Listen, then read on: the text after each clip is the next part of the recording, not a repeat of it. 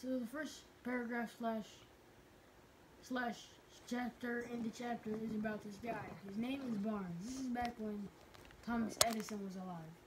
Is a guy he wants to work with Thomas Edison. Not it specifically says in the book he wants to work with Thomas Edison, not for him.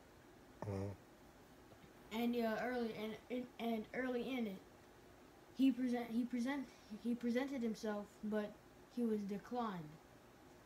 So Declined by who? Presented. Thomas Edison.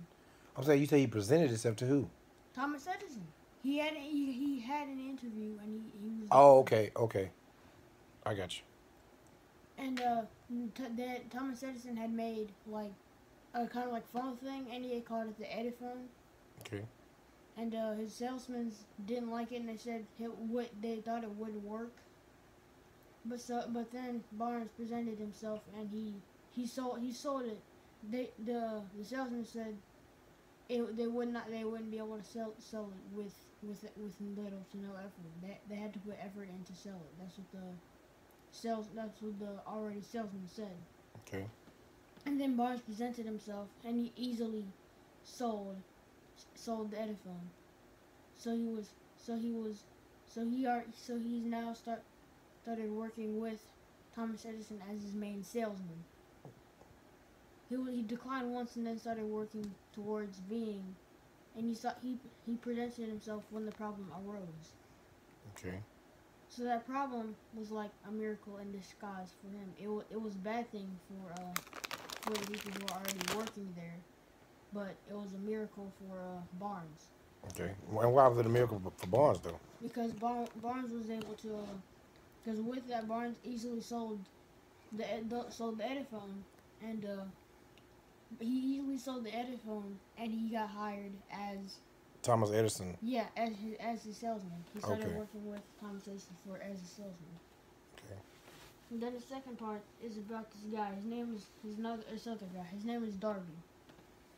He had a gold mine. He used it for himself and one or two other people. One of the other people will be talked about in the third part. But Darby, he struck gold, but it wasn't worth a lot. So and then he used the money he got from the gold to purchase like a drill or digger or something. And then it didn't say what it was called. It didn't say what it was called in the book. And he used it. He kept on drilling and drilling and drilling, and he decided to give up because he wasn't getting anything. But he didn't know he stopped 3 feet away from gold. He sold the driller for a couple $100, and they went back to the gold mine that Darby used, and they found gold worth millions of dollars. So what for just for that part in particular? What's the moral to that story in your mind? Don't give up. Why'd you say that? Because he gave up when he was only 3 feet away from gold. Oh, okay. Okay. And he said that would sound like a miracle in disguise because he now is a life insurance inspector. And then we get into the third part. Okay. So the third part is about one of Darby's friends. In the book, he's named Uncle. He has a wheat mill, and it's shared by a bunch of sharecroppers. And this little girl walks up to him and asks him can she have 50 cents? Because as the little girl said, her mammy needs 50 cents. That's what she called. Yeah. Okay. And then Uncle said no. He told the little girl to leave, and she said okay, I'll leave, but she didn't move at all. And she asked again, can I have the 50 cents? He said no, leave. And then he said no, can you leave? And he said okay, and she said that she didn't move. Then he said can I have the 50? She said can I have the 50 cents again? He yelled no, picked up a barrel, it looked like he was about to kill the child, but then the child yelled, "My mammy needs that 50 cents," and uncle just sat there, reached in his pocket, and gave the little girl 50 cents. And then the rest of that part talks about how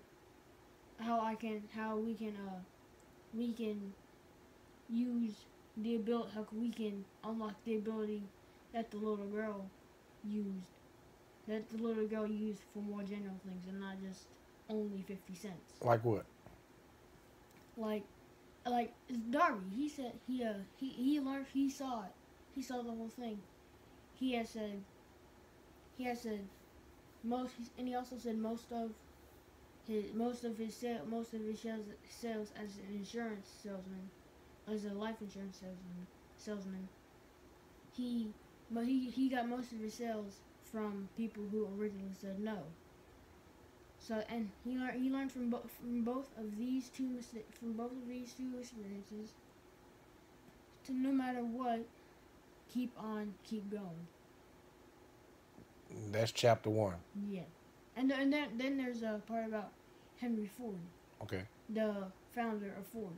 Okay. He told his engineers to make a V8 8-cylinder engine block. His engineers said it was impossible. 1 year went by and they couldn't make it. They said again it was impossible. But then the second year they figured out a way to make the engine block. And then Ford kept on going to make cars. And they worked their way from engines to cars to trucks to SUVs, and now Ford is one of the biggest vehicle companies in the world. So, what was the moral to that story, though? The beginning of the Ford part. No matter what, even if people say it's impossible, it's not possible. I mean, no matter what, even if people say it's impossible, it's possible. Okay. So that's the conclusion of chapter 1? Yes. Good job.